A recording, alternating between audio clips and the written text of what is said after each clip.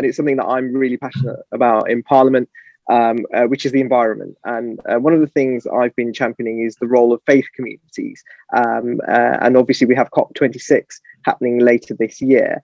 I just wanted to kind of open up the floor to you to kind of share your opinions and your advice and what faith communities can do, and really taking this bull by the horns and making the most of what we can of COP26 and championing our environment. So thank you so much for raising the question, and I know our Jewish community in Glasgow is very excited about the second week of November when COP26 will come to Glasgow, to that city, and my office has been involved in some of the preparations. And yes, faith communities must get involved. Now, it goes all the way back to creation. When the very first human being was created, the Torah, which is the Bible, the book of Genesis, says that God placed Adam in the Garden of Eden, Le'ovda u'Leshomra, which means to work in it and to look after it. Those are the two imperatives relating to our world. When God put human beings into this world, we must work on it and we must look after it.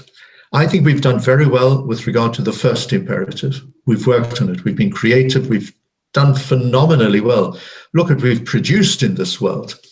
With regard to the second imperative, we haven't done so well. We might even be failing. We haven't looked after our earth as we should. And the whole concept of climate change started out as being, forget about it. It's these weirdos here, right? These extremists, they're raising their voices again. This has been a terrible error by our society.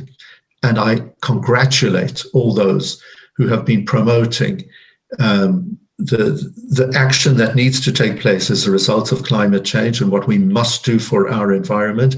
And I believe we have a religious imperative to look after our world. It's what God charged us with. And we've got a responsibility.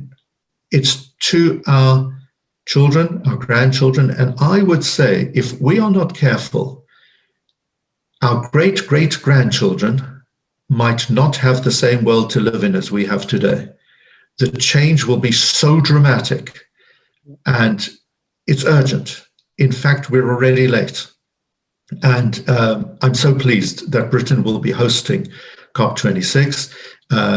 And it's been tragic to see some countries who should have known better in the recent past, who have not been cooperating with these global efforts.